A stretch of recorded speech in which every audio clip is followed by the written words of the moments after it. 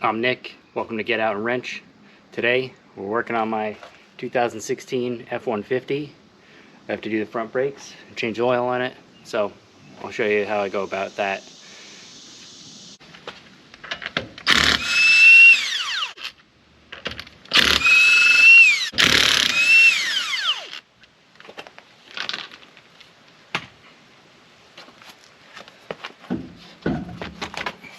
So the reason I'm changing these brakes is because the front rotors are warped, and I'm going to be towing a boat about 300 miles at the end of the week, so I don't feel like towing it that far with warped rotors. Okay, so the thing I like to do when I'm doing brakes to compress the caliper, instead of using a C-clamp or big channel locks, this looks like it's a 2-piston caliper. So I'll take my pry bar or a big screwdriver. I have a pry bar, so I'm going to use that. And you just get in here and you just pry the caliper. You can feel the pistons pushing in. And you only do this if you know that you're replacing the pads and the rotors, because you can mar up the pads or crack the pads or take a chunk out of the rotor. You know, you don't want to, if you're just taking them off for, say, doing a wheel bearing, then, you know, use your proper compressing tool that you would use. But this is how I do it.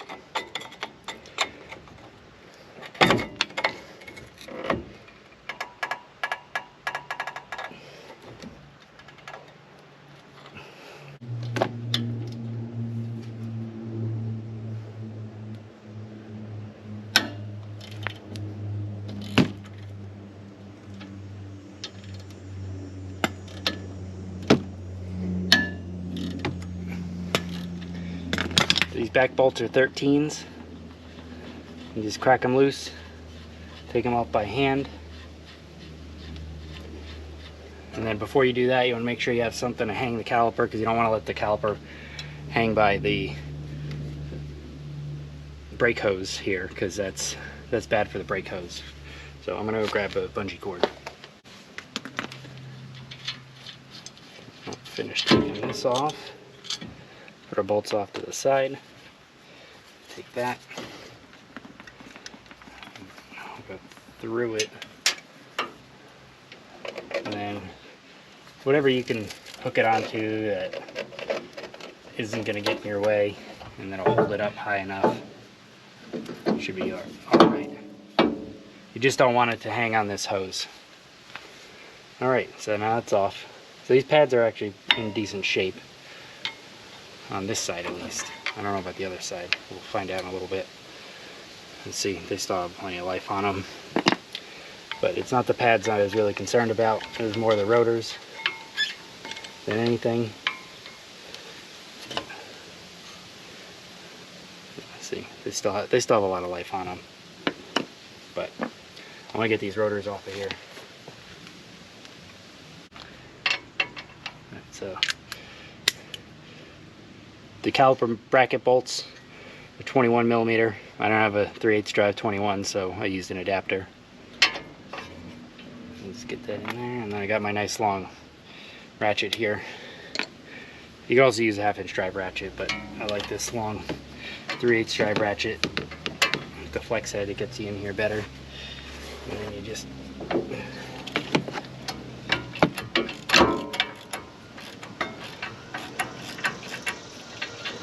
that one, bottom one,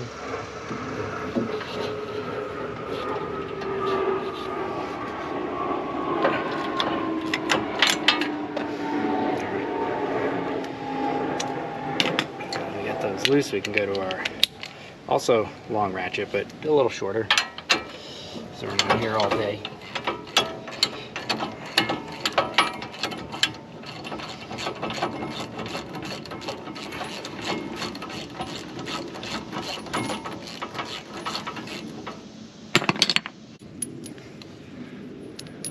So it's a 21 millimeter head on this bolt, and it has some Loctite on it, so I'll make sure to put some more back on there so it doesn't back out while you're driving.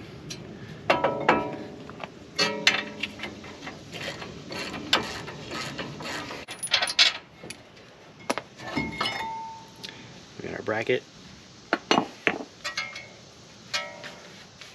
And we need a hammer. I'm going to hit it in here so that it breaks it loose a little.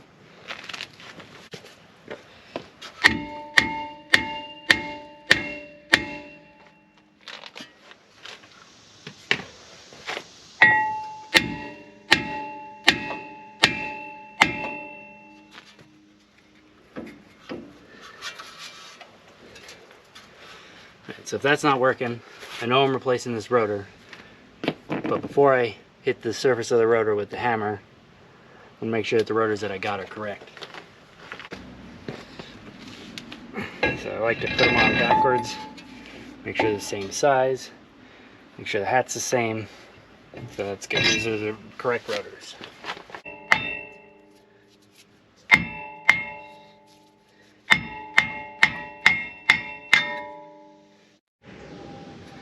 Okay, for the new rotor, let me get these out here. For the new rotor, I'm taking spray some brake clean on it. If you have a good full can, that usually works a little better. Get your rag, you just want to wipe the oil off of it that they put on to keep it from rusting. It helps with initial braking so it doesn't smoke so much and so that the oil doesn't get into the pads, which could cause squeaking and other issues.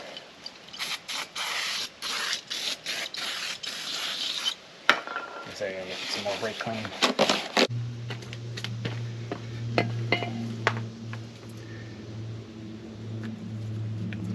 I'm going to use a steel wire brush to clean some of the rust off of here, just get like all the high spots off so that there's nothing impeding how the rotor sits.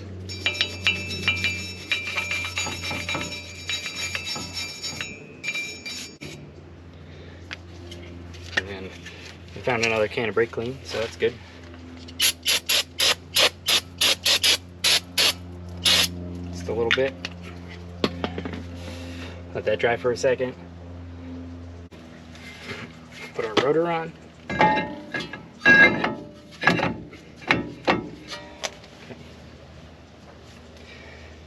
Now if you have trouble getting the rotor to stay like that, normally what I'll do is I'll take one of the lug nuts and I'll put it back on and screw it all down as far as I can, just by hand, just so it holds the rotor on. See, now the rotor's set back where it's supposed to be, so I can put the caliper bracket on. So I'm ready to put this back on, but before I do that, you want to check your new brake pads to see if they come with these metal sliders, not metal sliders, the pad rests that go in the caliper bracket. And if it does, you want to swap these out for the new ones. So mine, I bought the Motorcraft stuff because I'm doing it myself. I figured I'd buy the factory parts.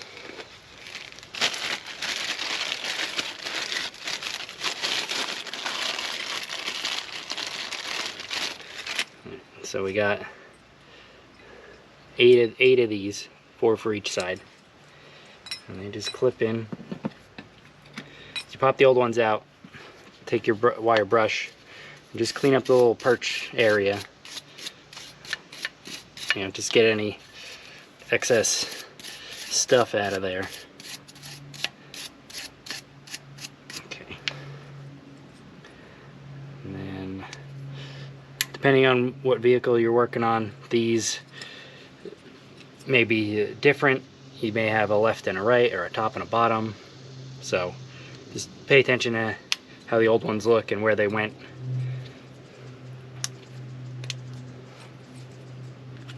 Put this up here. I'm going to take my bolt. I'm just going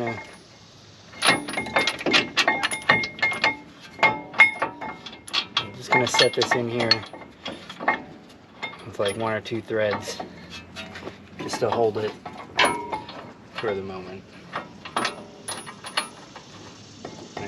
So that'll hold that up while you get your Loctite. I'm using blue Loctite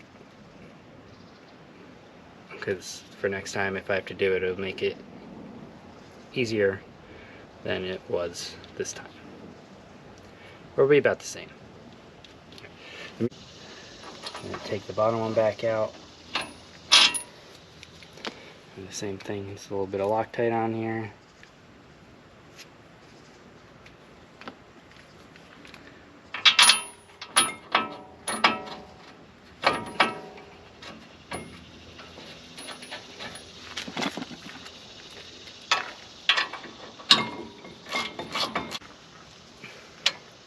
Now I'm sure there's a torque spec for those. I don't know what it is off the top of my head, so I'm going to tighten them, but I will look it up and get my torque wrench on here before I put the wheels back on.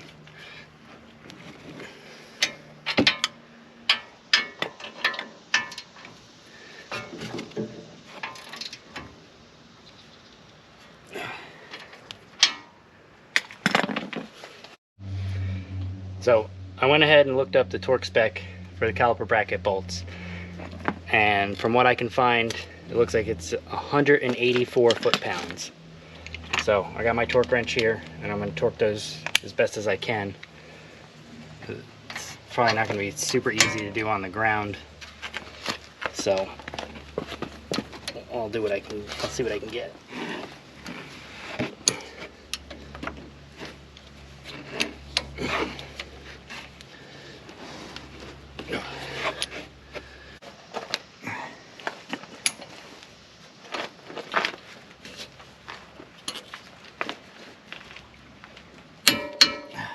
One.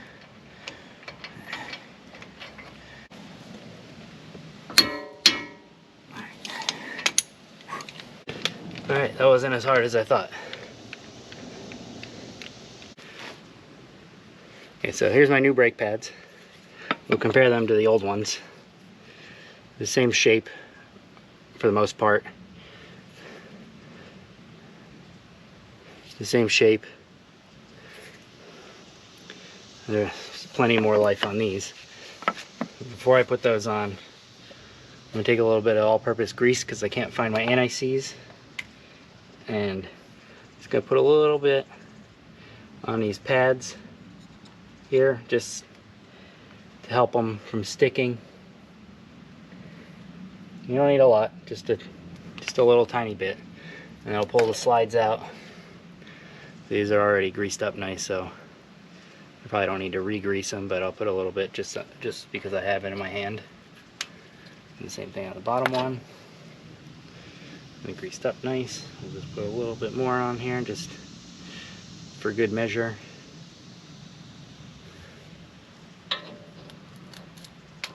Okay. Where'd my paper towels go? And sometimes when you get brake pads, you have an inside and an outside one, and they only go in one way and all that, but all four of these are exactly the same. So we're going to put this one on the inside. We'll put this one on the outside. Those are nice and fit well in there. These are all re-greased. And then I'm going to take our caliper off our bungee cord here. Sometimes you run into a little issue when you do the pry method. So what I like to do is sometimes you got to tap it a little bit to get it to go on. But once it gets in place, you may have to just work it in to where it needs to go. Once you get one of the bolts lined up,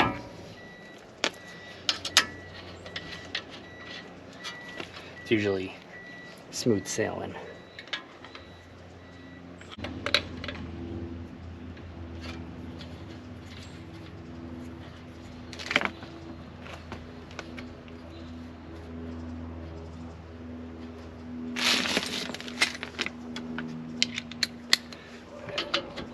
So I got this top bolt lined up. Grab the bottom bolt. You can put a little Loctite on these too. Won't hurt anything.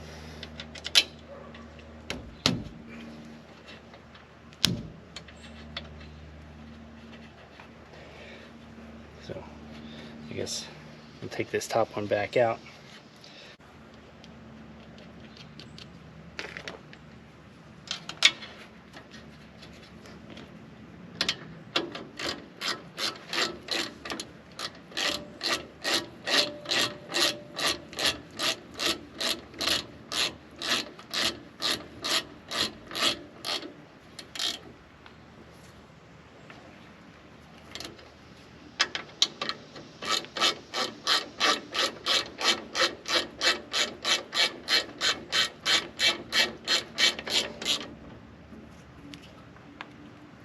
So the torque spec on these is 27 foot-pounds from what I found.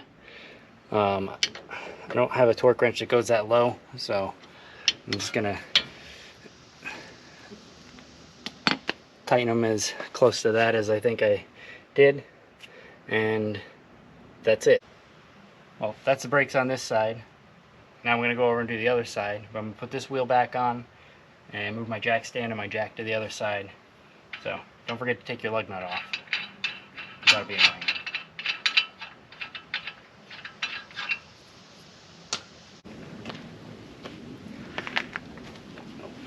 Also, don't forget your bungee cord or whatever you use to hold your caliper up.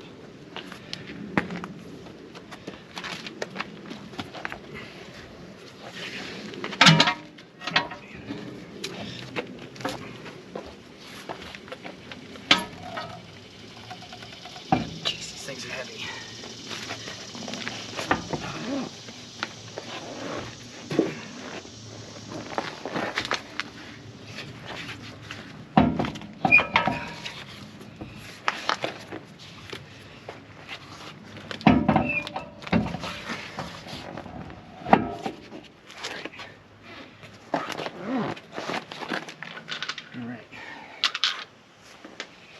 Not easy to do on the ground. These are 305 5520 general grabbers, and I don't have any suspension mods done or whatnot to this truck, and they don't rub. So if you're looking for different tire size for your stock F-150, this is a good size to go with.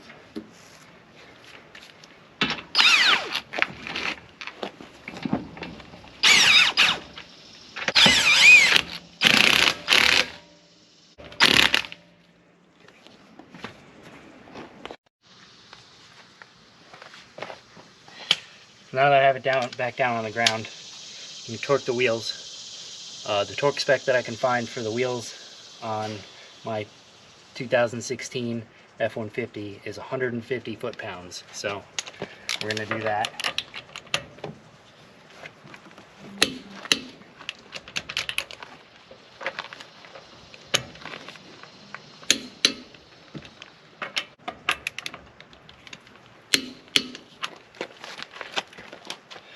Right. The reason you want to torque them is just so you make sure they're all even, and then you didn't leave one looser than the rest.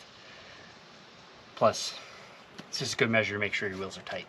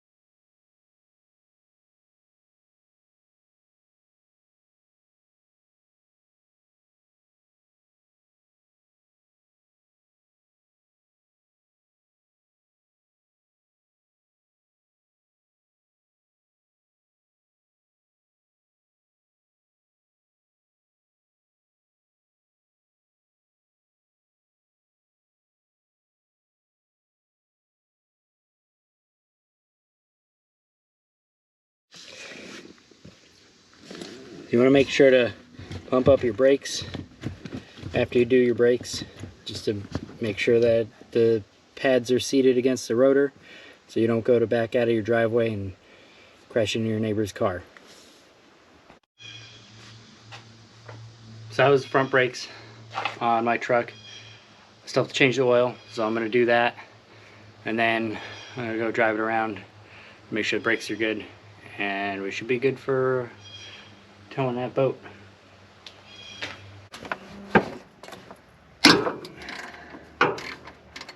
And that was tight. Alright. Position our pan under here. This takes 8 quarts, so make sure you have a big enough drain pan.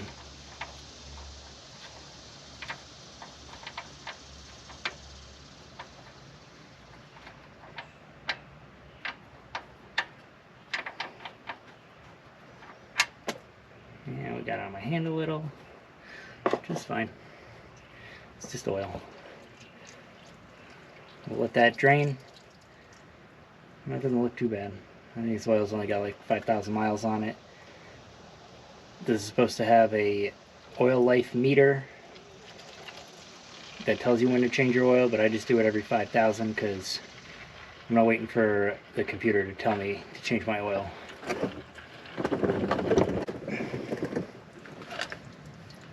Alright, so once that's drained enough, and put that back in.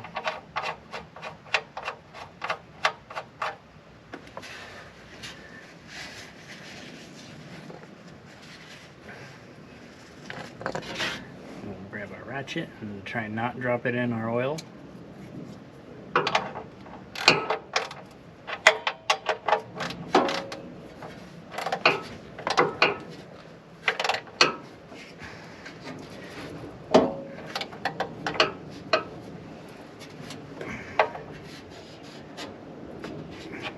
That should be tight. And we'll roll out to the front and we'll do the oil filter.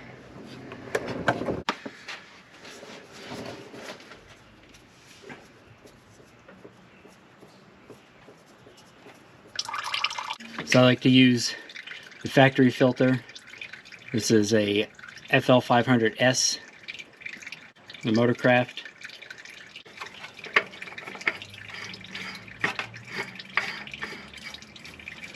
And you just tighten it a little bit enough with your non-dominant hand. You always want to make sure that your other gasket came off with the old filter. This is why you want to use a big enough pan. This is an 11 quart pan, and I get about an inch to the rim before the oil's in there, so it's going to be difficult to pour out into my bucket. Okay, so this takes 7.7 quarts, which is 7.28 liters. So I got the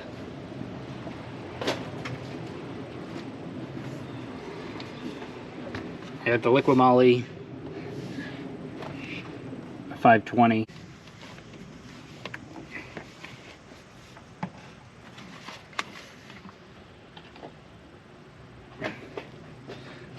Watch me spill oil everywhere.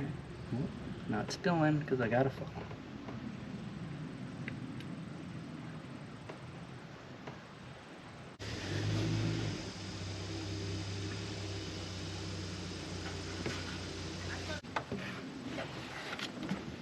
I don't know if you can see that. I filled it up to, this is 1 liter, and then that's 2 liters.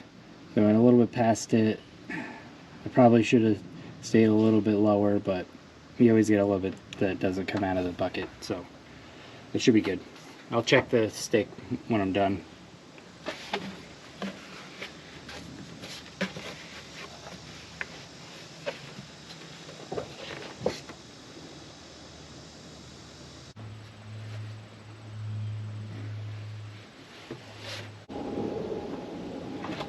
Put this back on.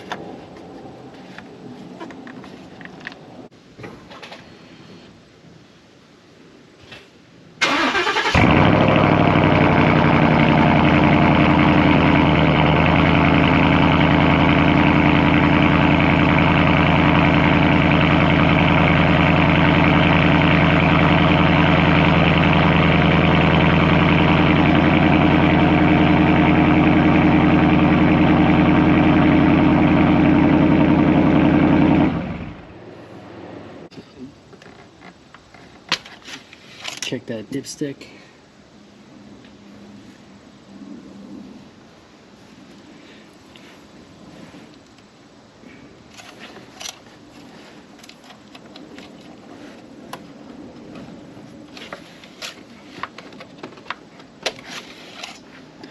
Look at that.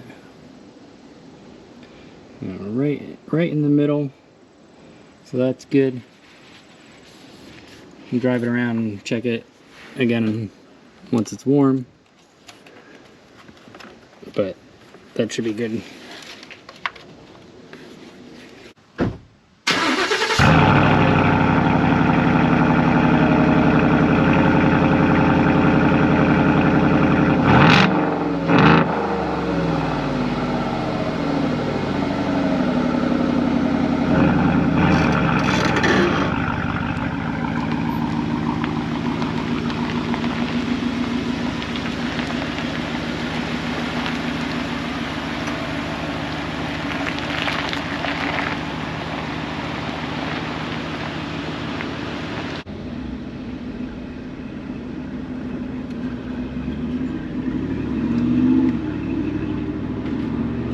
Do a few stops from 20 miles an hour. Yeah, just to seat the brakes in a little bit.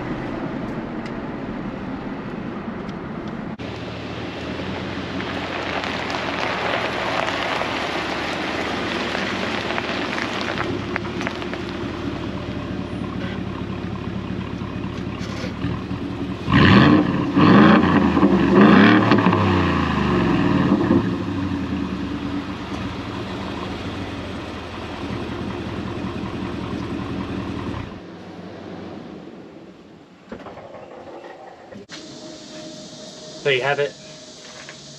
Just some basic maintenance on my daily driver truck that I use for everything.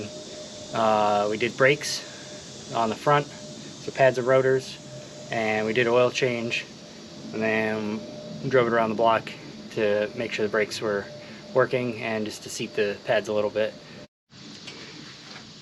Thanks for watching. I'm Nick. Get out and wrench.